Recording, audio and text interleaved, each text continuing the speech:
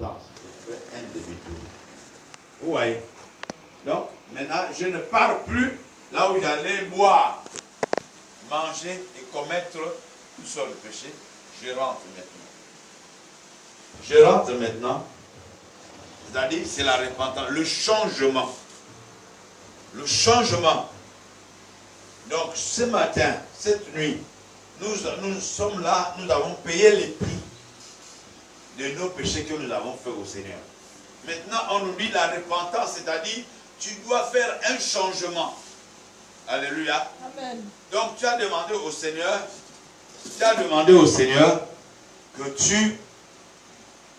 que tu étais voleur. Admettons, le voleur de la dîme, tu ne donnes pas la dîme au Seigneur.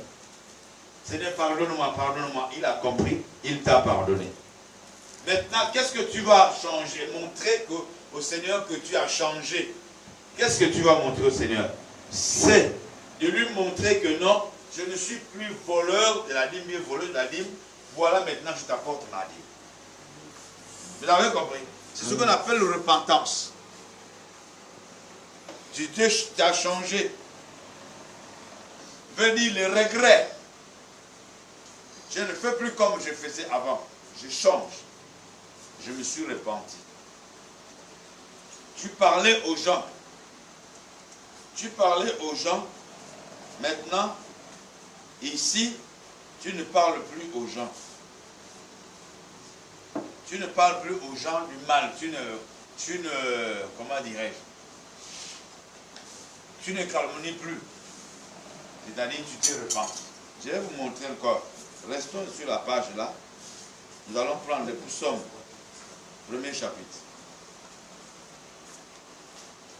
Psaume, premier chapitre.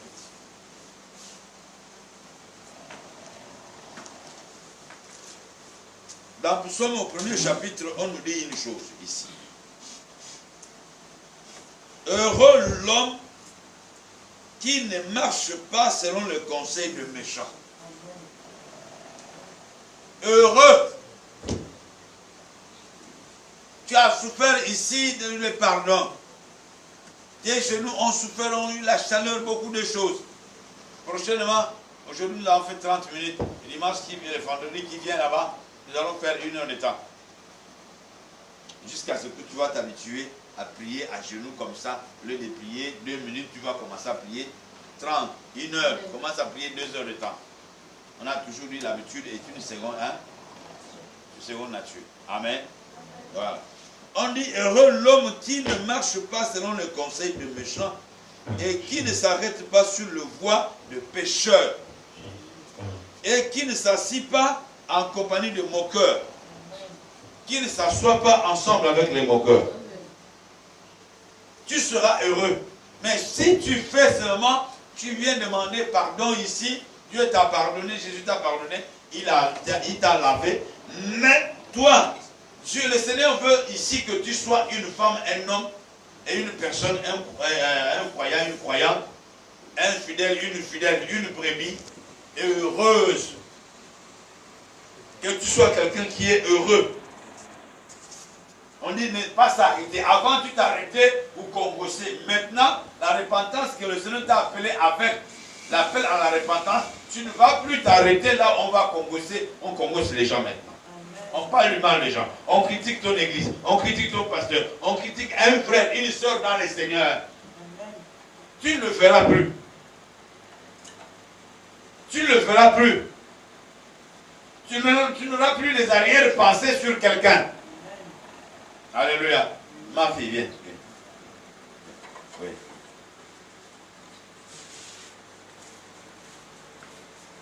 Tu as courageux. Qu'est-ce qu'il me reste? Vous voyez? Bon, l'église termine. Admettons, je suis son grand frère. C'est ma petite soeur. L'église termine. On parle, on cause. Vous savez que non, elle et moi, nous sommes grand frère et petite soeur. Amen. Amen. Bon, dites-moi, pendant que nous sommes grand frère et petite soeur, est-ce que quelqu'un peut parler du mal de nous? Non. De là où nous sommes là, nous sommes messieurs là. Non. Hein? Non, non. Hein, vous avez compris? Hein? Mais maintenant que nous ne sommes pas petite soeur et grand frère, maintenant, vous nous voyez comme ça. Hein? tout le temps. C'est ça qui fait que, merci que Dieu te bénisse. C'est ça qui fait que les gens commencent déjà à parler. Est-ce que vous voyez? Amen. Quand ça commence déjà, vous voyez, on voit quoi? On voit quoi? La Bible dit, si ton frère a péché, va vers ton frère, dis-lui la vérité. Amen. Parle à Dieu avec ton frère. Si tu écoutes, tu as gagné ton frère. C'est ce que Jésus a dit ici. Amen. Mais on n'a pas dit que quand tu les vois, il faut aller critiquer. Tu vas contaminer encore ton péché à quelqu'un d'autre. Hein? Ne pas s'ingérer dans les péchés des autres. Vous avez compris? Amen. On est d'aller pécher, parler de ce que tu as déjà eu le péché déjà consommé en toi. Tu pars contaminer quelqu'un d'autre. Ne le fais plus maintenant. Amen. Prends ton courage et va voir la soeur. La soeur. Je suis venu te voir en tant que ta soeur, bien que ton frère. C'est que je vois maintenant que tu es avec le frère collé comme ça. Je n'en disconviens pas, c'est ton frère dans les Seigneurs. Mais il y a certaines choses qu'il faut avoir des limites. Est-ce que vous comprenez? Amen. Tu lui dis ça? Puisque dans Romains aussi, il y a un passage qui est là. Si tu manges la viande et que la viande là, pendant que tu manges, ton frère a attesté, ne mange pas cette viande. Amen. Mange maintenant le folon pour que vous gagnez l'esprit et l'âme de ton frère. Amen. Est-ce que vous avez compris? Amen. Donc voilà ce qu'on appelle la repentance. Il y a eu le changement. On ne parle plus le mal de gens. On ne parle plus le mal de gens. Hey, je ne comprends pas. L'argent de l'église, il va où? Mais lève-toi, va voir celui qui compte l'argent de l'église, demande-lui, bon, papa Lazare, c'est toi qui compte l'argent. L'argent de l'église, il y a telle chose.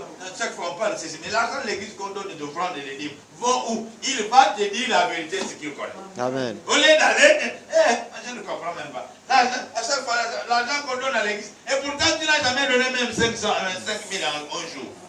Et si on ne comprend pas, l'argent qu'on donne à l'église, il va où? Ça prend quel pied, on ne sait pas. Là, tu as déjà péché, tu vas encore contaminer quelqu'un d'autre. Maintenant, ne le fais plus. J'ai dit, là, le peu que nous sommes là, soyons un. Amen. Soyons un. Vous allez voir que les dimanches, il y a une nouvelle vie qui sera à l'église. Le dimanche, il y aura une nouvelle vie qui sera à l'église. Une nouvelle vie. On est d'aller contaminer quelqu'un d'autre. Vous avez compris? C'est comme ça que les chrétiens marchent. Ah, Papa Rodrigue a seulement l'habitude de donner seulement à Naï. Moi, il ne me donne pas. Tu vois comment, tu vois l'église là. Les gens seulement deux. Papa Rodrigue avec Naï ici là, que je donne seulement à Naï. Mais va voir Papa Rodrigue. Nous sommes beaucoup de frères à l'église. Toi, tu donnes seulement à Naï, mais moi aussi, je suis dans les besoins. Il comprend. Il a compris. Au lieu d'aller parler à quelqu'un d'autre, il faut stopper ces choses. Quand on ne fait plus ça, ce qu'on appelle la repentance, que les choses qui se faisaient à l'église, ça ne se fait plus, ça ne se parle plus. Il y a une nouvelle vie à l'église. C'est ça que les gens vont donner gloire à Dieu. Il y a une nouvelle vie à l'église. Alléluia. Toi, tu ne donnais pas. La Bible nous dit dans Ésaïe chapitre 1, apprenez à faire du bien. Apprenez à faire du bien. Écoute, verset 2 dans le psaume. Mais il trouve son plaisir dans la loi de l'Éternel et qui la médite jour et nuit. Tu ne vas plus t'asseoir là où on parle mal de gens, on parle de ton église, de ton pasteur. Mais toi tu trouves la loi dans les plaisirs dans la loi de Dieu. La loi de Dieu, c'est-à-dire, tu ramènes quelqu'un, la parole de Dieu ne dit pas ceci. Voilà ce qu'il faut faire. Tu ramènes la personne. Parce que toi, tu médites la loi, la parole de Dieu, jour et nuit. Amen. Ok. Si tu fais ça, le verset 30 dit ceci. Tu seras comme un arbre planté près d'un courant d'eau qui donne son fruit en sa saison et dont le feuillage ne flétrit point et tout ce qu'il fait lui reçu. Alléluia. Amen. Si tu fais ça, pour Dieu, tu seras un bon chrétien, une bonne chrétienne, une bonne brebis, et Dieu va te prendre spirituellement. Il te plante auprès d'un courant d'eau. L'eau qui coule là, il te plante à côté, les sols qui est à côté du courant d'eau là. tu vas voir que les arbres qui sont à côté du courant d'eau, les feuilles n'ont pas de saison. Amen. N'ont pas de saison. C'est le changement là que Dieu veut. C'est ça la repentance. Ne plus faire comme avant.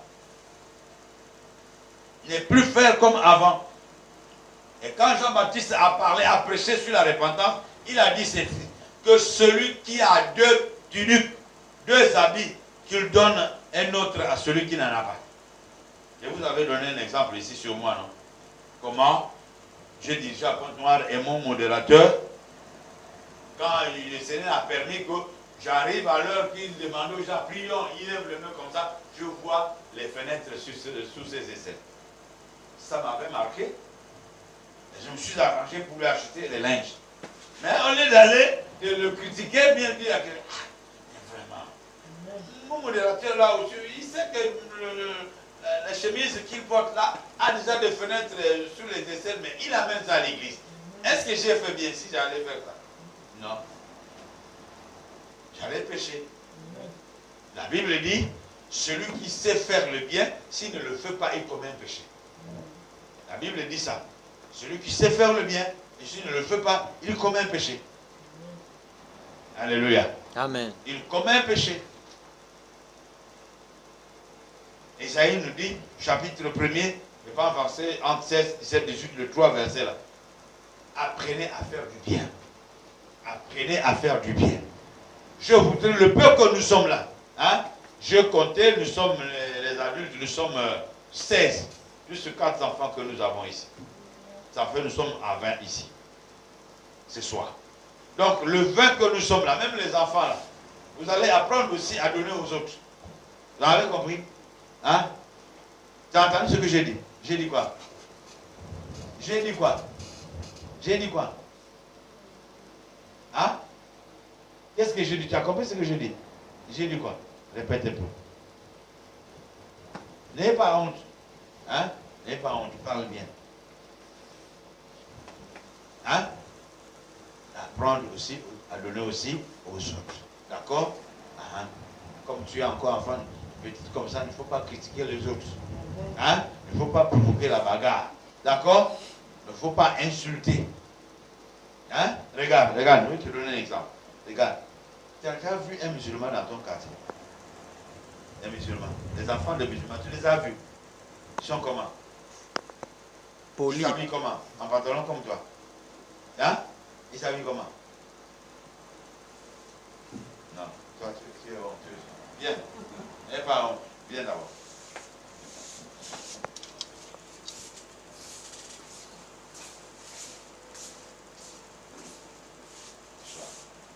Les encourage, tu es beaucoup courageux, tu n'as pas sommeil des autres quand tu ne dors pas. Tu as déjà vu une fille musulmane de ton âge bien qui est plus petite comme ça? Elle s'habille comment? En pantalon comme toi? Elle s'habille comment? Hein? Les pagnes aussi, non? Voyez-vous? Est-ce qu'ils ne sont pas enfants comme eux? Mais pourquoi les enfants, nos enfants à nous, on ne veut pas les inculquer la bonne manière de s'habiller décemment? La Bible dit, il faut montrer à l'enfant de son bas âge la voie qu'il va suivre. Quand il va grandir, il ne s'en détournera pas. Alléluia. Je pense dans Proverbe 22, 6 comme ça. Hein? Alléluia. Nous devons apprendre. Nous devons apprendre.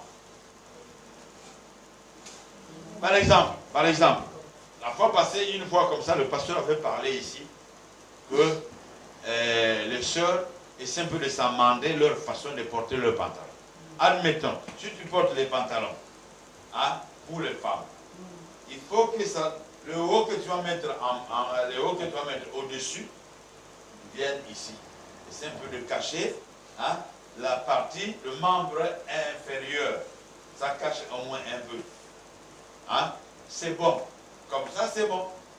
Mais si tu viens et tu portes le haut, comme moi ici, moi, ça, je mets ça à l'intérieur. Voyez-vous? Mais c'est pas bon.